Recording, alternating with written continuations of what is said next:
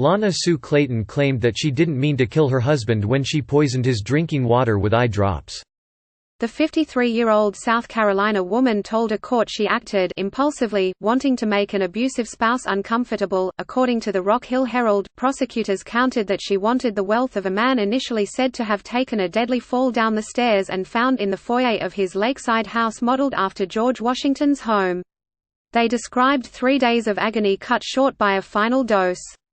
A judge on Thursday said it was the strangest case he had ever seen, as Clayton pleaded guilty to voluntary manslaughter and malicious tampering with a food or drug. This one takes the cake as far as being bizarre. South Carolina Circuit Court Judge Paul Birch said as he handed down a 25-year prison sentence, according to the Herald, the old saying, "What a tangled web we weave, Ms. Clayton, you sure have tangled this one up." Opting for half of the maximum possible sentence, Birch rebuked some of Clayton's defense, news reports said. He noted that she hid her husband's phone to keep him from getting help. "How can you maintain you did this to teach him a lesson, when it is obvious from the facts that you let him suffer for 3 days?" Birch said, according to the Associated Press. "You ignored him." Lana Clayton's defense said she put eye drops in her husband's drink only once, after he verbally abused her and amid escalating abuse that was also physical and sexual. Prosecutors dismissed the allegations as smearing the reputation of a man unable to rebut, according to news reports. Clayton's case drew national attention in 2018 when she was arrested and charged with murder. It wasn't until after 64-year-old Stephen Clayton's funeral that an autopsy led authorities to suspect foul play. The body contained an unusual concentration of tetrahydrozoline, a chemical found in over-the-counter products that can be deadly when consumed in high doses. When officials confronted her, Lana Clayton admitted to adding the eye drops into her husband's food, they said.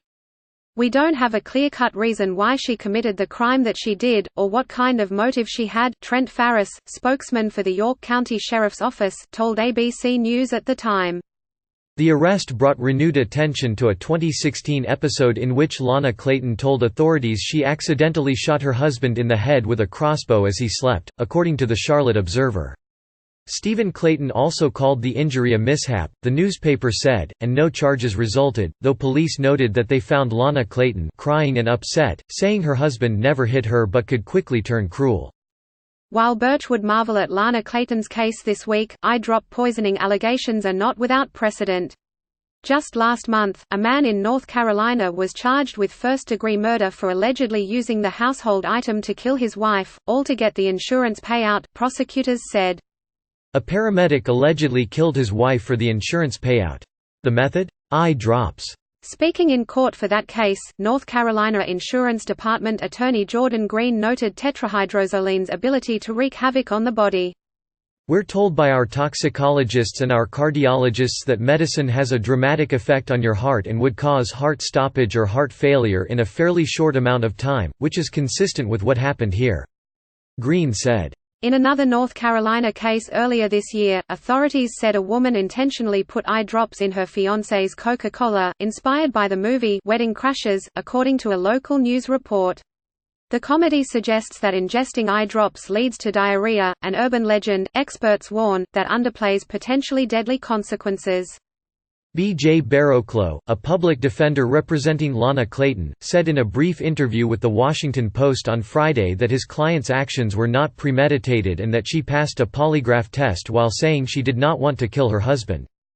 Reiterating that Lana Clayton acted in momentary anger, Barrowclough said that past trauma, including sexual assaults that occurred before her relationship with Stephen Clayton, had left her wary of bringing concerns with her partner to authorities.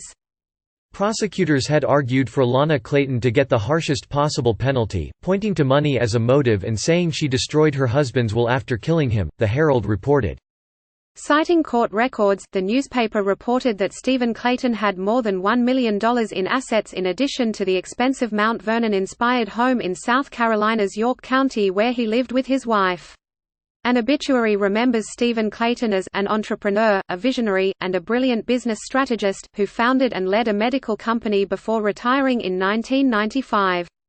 Stephen Clayton's family also showed up in court, to echo prosecutors' calls for accountability. They reminded the judge how his death might have never led to criminal charges. "She fooled a lot of people," his sister Rosemarie Clayton said of Lana Clayton, according to the Herald. "And she almost got away with it."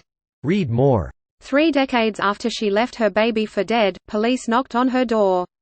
She had been waiting. Man requests trial by combat using Japanese swords to resolve a dispute with his ex-wife. The 8 most striking details from the Aaron Hernandez series on Netflix.